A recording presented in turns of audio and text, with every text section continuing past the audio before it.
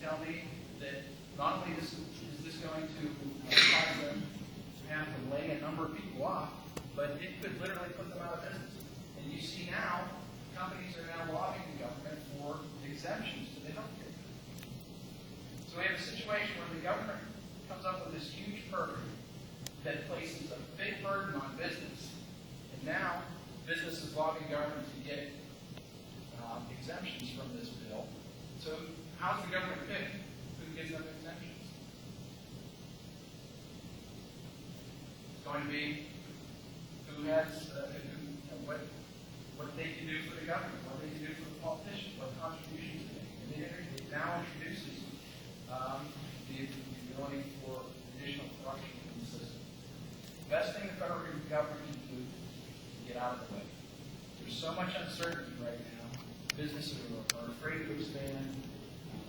They're afraid, banks are afraid to loan money. And it all is based on what this government is doing against that uncertainty that we have in the country. So we need to make sure that we can extend the current taxes, extend the current tax cuts. We need to extend the current tax cuts. We need to repeal this health care bill and implement health reform that actually makes sense. And there are a number of things we can do that will improve the health care system without anything that leads us to the direction of government controlled health care. Things like allowing towards work reform. It's one of those things that I don't understand why we can't get this passed in Congress, because even in the polling, it polls very well with Republicans and Democrats. People understand tort reform. People understand that physicians practice offensive medicine. They understand that the lawsuits that are out of control just increase costs for everything. But yet we didn't see that in 1,400 pages of the health care. We didn't see any public. We can improve and lower the costs by implementing it. We can introduce competition to the healthcare industry by allowing any of us who are buying healthcare insurance to also buy across state lines. Anytime you introduce competition, you improve quality and you decrease the cost.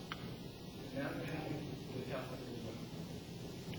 There are things that we can do to improve the healthcare system and lower costs without anything that leads to government control. Because America doesn't have a health care problem. I mean, there isn't anybody here that got sick who would rather go outside of this country than the street. I can guarantee you. This is the greatest, we have the greatest health care system. In fact, anybody in the world that may have a serious condition, where do they want to come? They want to come to the United States. We have the greatest health care system available in the world. We got a health coverage problem and a pricing problem. Let's address those issues.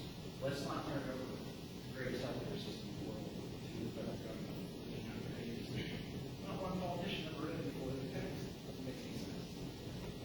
I just want to go to Congress and start implementing some common sense into the federal government. I'll tell you one. This is one of the. I was in a town hall meeting the other day, last week. Somebody asked me about the size of these bills, 1,400 pages. And I really think we should have bills that you can read and understand. Why can't we pass bills that everybody can follow? And I also putting them up on the my son told me, he asked me in the way I phoned that thing.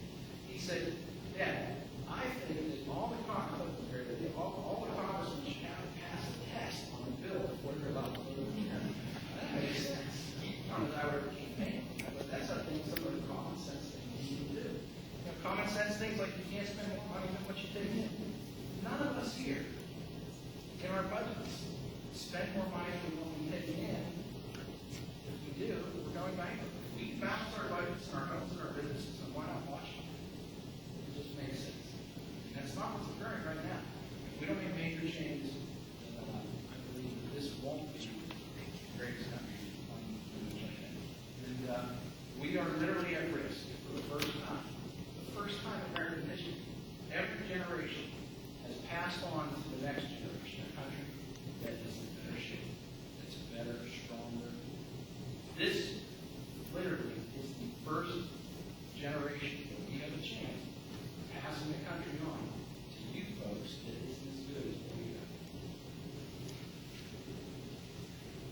that's not right. It's unacceptable.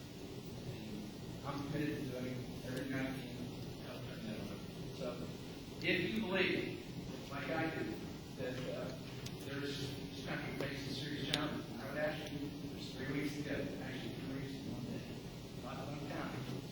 But I would ask you to seriously consider getting involved. We still need people helping knocking on doors. We need people making phone calls, getting signs out, getting the word out, getting voted. We need help.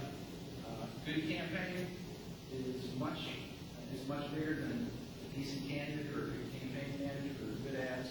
Literally takes thousands of people, literally thousands of people. And I would ask you to seriously consider getting involved. Don't wake up on the 3rd thinking, well, this could have been, it was close, could have went our way, I could have done more. Get involved now. And I believe that if you folks do, and you get 2 or 3 other people, they get 2 or 3 other people, it's going to be very, very well here in November, and I think we'll do very well all over the country. And all of you, let me just say one more thing, and all of you in this room, you have a greater responsibility to get involved and to help than folks that are watching, whether it's one dancing with slurs or fighting on. Why? Why do you have a greater responsibility? Because you're here. You're here, obviously, because you're aware that there's something going on. You need to get more information, you need to get more involved. You're aware of the problems that this country faces, and with that awareness comes responsibility. And there are millions of people that have lost land and limb to give us the freedoms that we all enjoy here. And I think the least we can do is give more time and energy to help save this country. So with that, I really appreciate you coming. I look forward to a great 3 weeks and a good election. And I hope and encourage you all to get involved.